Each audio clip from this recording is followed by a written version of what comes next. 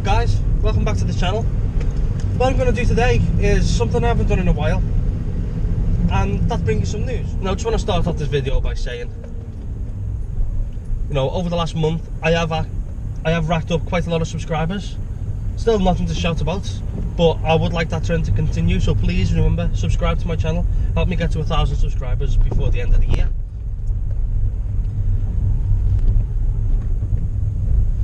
And also, please like the video. The more likes you get, then the more chance it is to be put in the recommended videos section and all that sort of stuff, which is good because the more of them that I get, the more views you get, and the more views you get, the more likely I am to get subscribers. But before I do that, I just want to say I'm going to do something a bit different, and rather than just doing normal repair videos, they are going to be normal videos, but I'm going to basically hand the subject matter over to you. So I've got a few things which need addressing with this car, so I'm going to let you decide what my next video is going to be, and possibly the video after that. But when I put up the poll, they'll all be there. Choose which one you want to see next, and over the next week or so I'll get on to doing it. So back to the topic of the video, and as I'm sure you've seen from the title, it's about the new MOT, which is coming in, I think it's the 1st of June or sometime around there. And basically they're making changes to the tests on cars, whereas it was a basic pass or fail with some advisories thrown in there, you know, things that you have to watch out for over the coming year that may need changing before your next MOT. Whereas now it's not going to be so simple. Right, so it's going to be split into 4 different categories: pass, minor, major and dangerous. Now pass is obviously a pass, and minor is a pass. However, major and dangerous, they're both fails.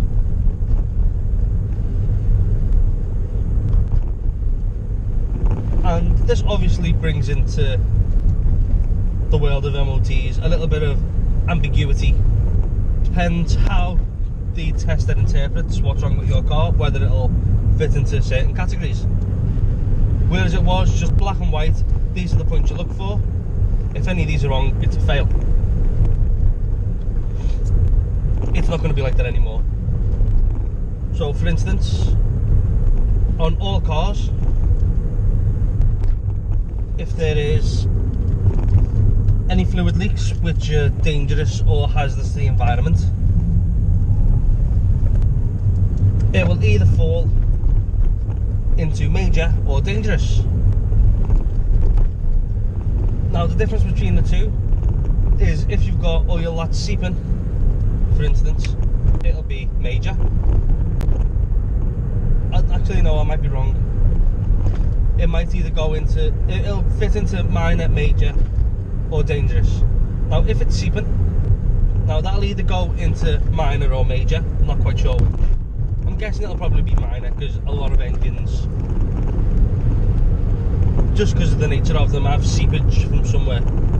However, if it's actually dripping, then that goes down as dangerous, and it's an instant fail. Now,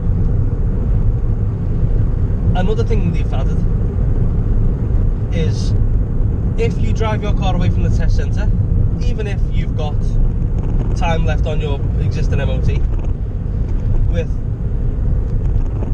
a major or dangerous fault, and you get pulled over, I think it's if you get pulled over, they're not very clear on how it works, then you could be liable for a £2,500 fine or 6 points on your licence. Now, it's not great because the only way you can then get your car back is if you have it towed, or you allow the place where you've just been for your MOT, where, let's be honest, a lot of them do add work on. You know, I've seen that several times where they'll say, oh well, this is gone, this needs fixing, this needs fixing, and it's £500. Whereas in reality, the work could be done for 50 quid and it's not desperately necessary. So unscrupulous testers or testing facilities could rack up a lot of money from this system. Now that's just some of the changes. Now the other side of the changes, where it's going to affect a lot of people and it's going to hit them hard in the pocket, is diesel drivers. Because until now, diesels get tested the same as normal cars, or the same as petrol cars, should I? Whereas now they are tested the same, but the test rules are different. Basically, any car that will have had a DPF, a diesel particulate filter, fitted to the car, it has to be present and not have been tampered with. If it's missing, or it's been tampered with, or it's not working, it's a fail. Straight out fail. And they're really expensive to fix or to buy. Now in the past, because it wasn't necessary, because they were so expensive, a lot of places or a lot of people will have just removed them. So if you buy a second-hand diesel car, you better hope that it's got a DPF fitted and it's in good working order, because if not, your car's going to fail and it basically is going to have to scrap it. Now there is a few other changes, nothing quite so big, but it's silly things. Like if your car's fitted with daytime running lights, then they must be working. All of them must be working. And if your car is fitted with headlight washers, they must be working. So all these little things where if a car's been fitted with it, it has to be working.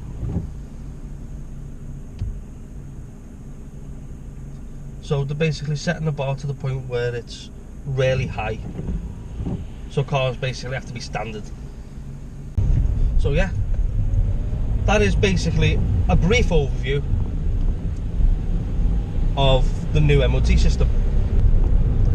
Now, don't take everything I've said as gospel, you know, I might have got one or two things wrong.